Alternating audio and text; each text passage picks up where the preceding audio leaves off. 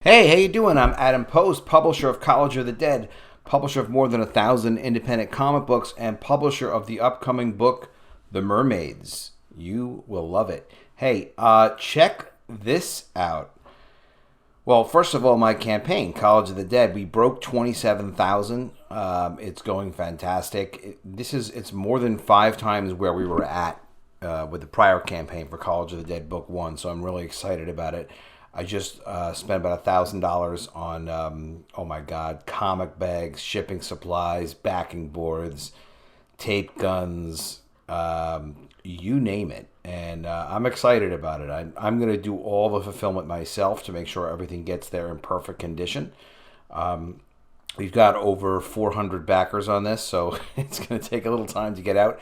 But I'm actually prepping everything in advance, and I'll do some additional videos on it so you guys kind of hopefully get some insight on how the process works, and you'll kind of see me discovering and understanding like how to do the fulfillment. The first one I subcontracted out, but this one I'm going to be doing myself and shipping internationally, and it will ship on time in June 2020.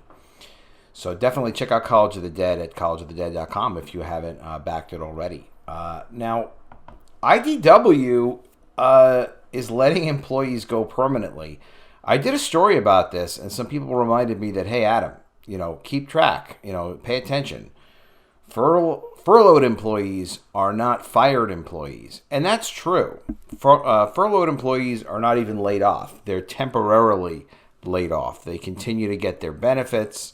It's for a certain duration of time, just till things bounce back and everything's going fantastic again. Well, things haven't been going fantastic for IDW for quite a long time. So this is coming out today from Bleeding Cool. IDW, while they had announced last month that they had furloughed employees, they let them go.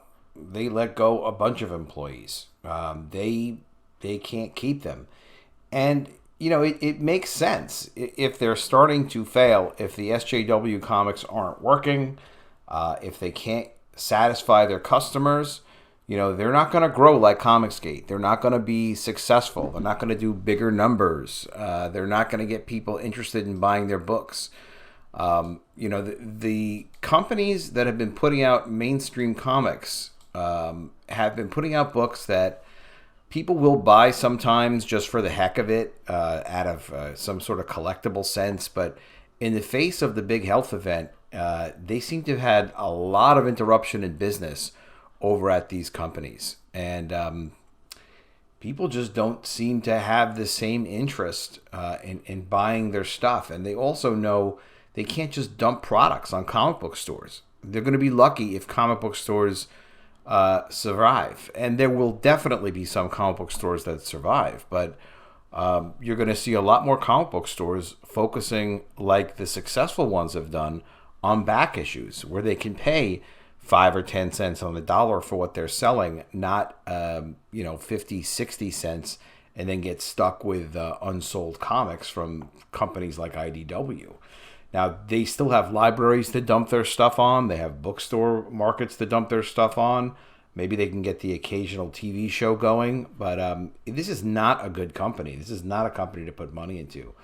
So as it says here in Bleeding Cool, names mentioned by sources so far that were permanently fired or associate publisher. Like, who needs an associate publisher at IDW? To do what? What are they associating with?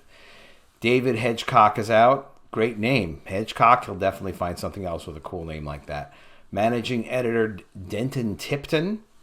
managing editor? How about just like an editor? How about just like a publisher? And how about just holding them accountable for making good comics, at least saleable comics? Senior graphic artist Gilberto Lascano, senior graphic designer Krista Meisner, and brand marketing manager Spencer Reeve. Like, here's the trick in marketing comics: be passionate about what you're doing, be able to be excited about what you're doing, and sell them. And if it's not selling, then you're not marketing it right. Just let people know about what you're doing and be passionate about it. And leave the politics out, because people aren't trying to buy political ideologies when they're buying comics. They're just trying to buy like some fun experiences. Some of that passion that you have for your comics, whether you're a corporate company or you're an individual creator. Corporate comics used to be able to do it. Used to be able to get excited about their comics, and they'd have financial investors, and people are excited about characters and stories and superheroes, and especially you get like big TV properties like IDW's had, and movie properties. You can be excited about that and translate that to your audience, but not if you're not legitimately excited. Not if it's just like, look, we're just here to subvert expectations. So Bleeding Cool reached out to get comments from people that were fired, who were probably like, hey, yeah, we're fired. What do you want?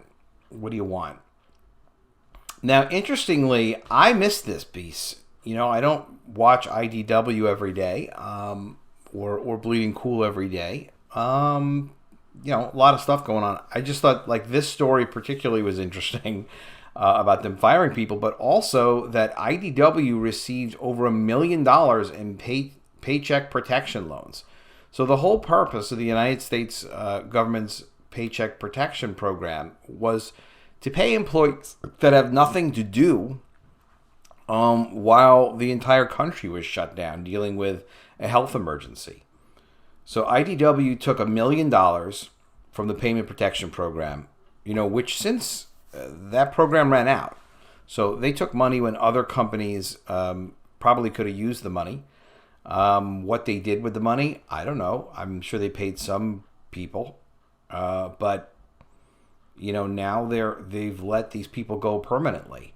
Now, interestingly, the U.S. government has announced that they will audit every company and check every company that took $2 million or more to see that they did what they were supposed to do with the funds.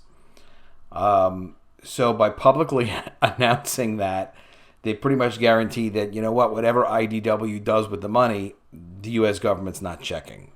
Because there were something like, 50,000 companies, some huge number of companies, maybe 5 million companies. Yeah, I think there were 5 million applications. So basically every business, practically, or 1 out of 3 businesses applied for this money. So yeah, IDW is going to get away with it. So good for them, IDW. At least you snuck some cash out. They're having a lot of problems, though. They've been losing millions and millions of dollars. And it's not just from publishing weird, lousy comics. It's also from making crazy, risky investments in producing their own TV shows that some people liked, but people really didn't want. There are so many media platforms now. If you've got a TV show idea that people want, companies will pay for it. They want to pay for that content. Netflix is paying a fortune for content. Disney Plus, fortune for content. Showtime, it's unlimited. More and more and more millions and hundreds of millions and billions going into producing new content to get your eyes on those subscription services. IDW doesn't have anything like that. So they should not be risking investor money on that unless they know they have something that's a real success. But they don't. They don't.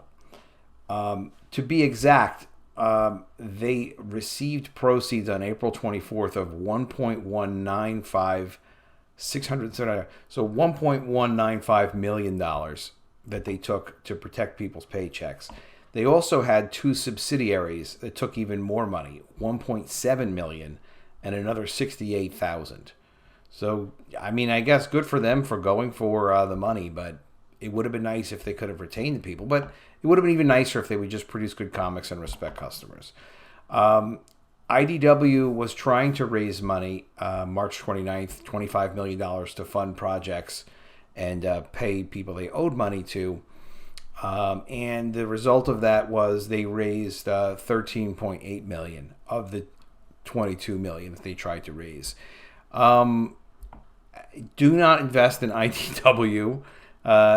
Just, stay away from this company. It's actually miraculous. They were working with JP Morgan to raise this money, JP Morgan Chase. JP Morgan Chase can do anything. They really can. They have incredible contacts and tremendous resources.